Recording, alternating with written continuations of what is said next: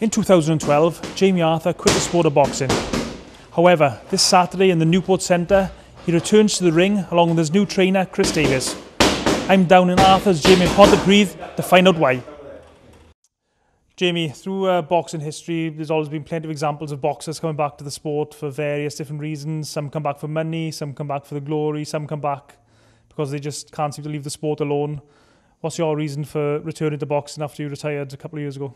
Ciaran, if I'm honest, mate, I think there's not been anybody that's had more comebacks than me. You know, I'm like a yo-yo kid. But the fact of the matter is, you know, I've been boxing since I was 9 years old. I retired after my last fight against Scott Quigg in order for me to be able to set up Arthur's gym, you know, and take care of amateurs and professionals, managing and training. But then as I'm getting older, you know, I realised that at 35, I've probably got another 2 years left, good 2 years, in order for me to achieve what I set out to achieve as a young kid. You know, so hence the reason why, or one of the reasons why I'm getting back involved and I want to win the British title. So you're saying there's just a burning desire in you to win that British title, that Lonsdale belt? Yeah, definitely. Well, like I say, I've got two reasons. Obviously, I've boxed for the British title 3 times, and I've had some good fights. You know, Martin Lindsay, Jason Booth, Scott Quigg. You know, Scott Quigg's gone on to win a world title now. I believe I'm the only person to put him down. You know, so all in all, I wasn't bad boxing, you know.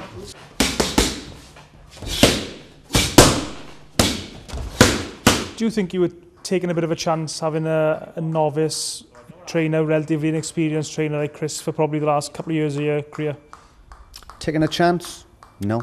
At the end of the day, you know, I've been with some great trainers, and this goes back every trainer that's been part of my career, from Chris Manley, my first amateur boxing coach in Codiva, to Charlie Pearson. I've been with Enzo Calzaghe, I've been with Tony Borg, I've been with Darren Wilson, you know, so I've had some great coaches around me. Kevin Howells, again, who helped me train for the Commonwealth Games as an amateur.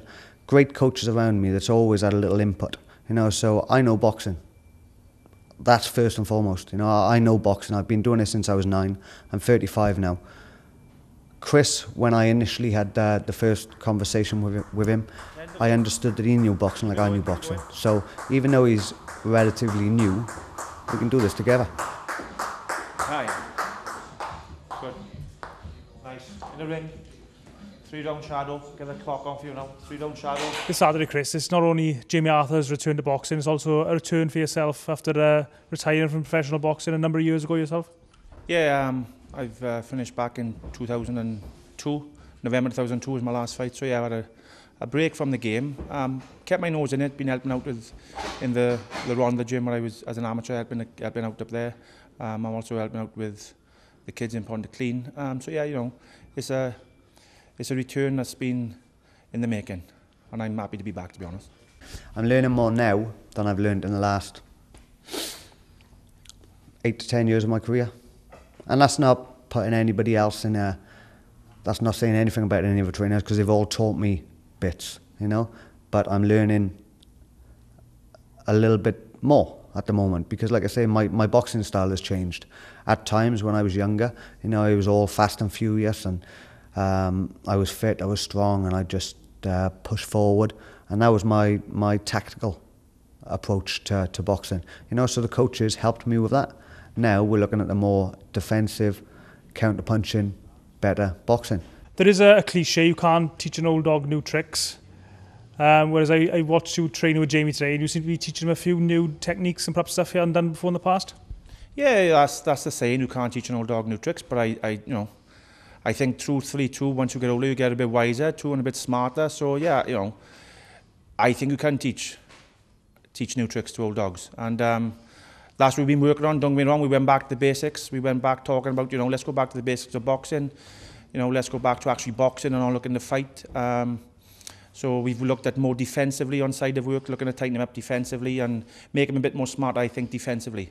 And yeah, we've been working on shots, you know, setting traps, and it's all going good. So yeah, he's learning new stuff. For most people, perhaps who don't understand boxing or don't know you personally, you've won a gold medal in the Commonwealth Games, you were very successful as a pro, you won a Commonwealth Championship. involved in a lot of big British title fights. You've got a successful gym and lots of businesses outside of boxing. Where does the desire come from to do all the hard training and get your weight down and do all the tough sparring?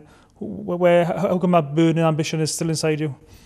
Well, another thing a lot of people don't realise, I got quite elderly parents. You know, my parents, my dad's 81, sorry about saying that, Dad, but and my mum is 76. You know, so my aim is, and I'm in the process now, I want to build them a house. You know, so that is enough burning desire for me to want to get up in the mornings when it's still dark, especially coming up now. You know, do a full day's work, come and train the amateurs and train at night. You know, so. Again, anybody that knows me knows my life is full. You know, I'm not one to sit around watching telly. Everything that I do, I do to the bone. You know, so this is just another challenge, and it's just something else that I want to get up for. At the end of the day, what's the point in living if you can't get out there and try and make dreams come true? And that's exactly what I'm going to do. In your own professional career, I think sort of boxing politics made you frustrated and sort of fall out of love with the game. Been back involved training guys like Jamie and a couple of others. Do you feel yourself falling back in love with boxing? Oh yeah, I've before I came back with Jamie, I've sort of fallen back in love with the game, to be honest. There was a time I couldn't watch boxing. You know, I just couldn't. But no, it's been a while now that I've been watching boxing, and I've had the itch, thinking, oh, you know, maybe I can make some good champions. You know what I mean? And that's my goal as a trainer. You know, every fight that I have, I want to take them all away. I want to make champions, and I believe I got the ability to do that. I believe I am a good trainer, and yeah, the proof will be in the pudding in the future. You're back in action this Saturday in the Newport Centre. What can you tell us about your opponent? Andy Harris. He's campaigns around about 3 weights heavier than I would normally be campaigning at. You know, so he's going to be strong. He's fit. I'm sure he's got his own gym as well. So people will be looking up to him, you know, so he's only coming across the bridge. He's going to be coming to fight. Yeah, just when he boxed Dow Jones, you know, he come to fight, you know, and they had a nip and tuck scrap, but I'm a different boxer to Dow Jones, and that's my key word. I'm a boxer. I don't need to be a fighter, you know. I'm smart enough to be able to, doesn't matter if he's 4 or 5 weights heavier than me, you know, I can move, I can box, and that's exactly what I intend to do. So like I say, it's this section of my career is going to be the best Jamie Arthur yet.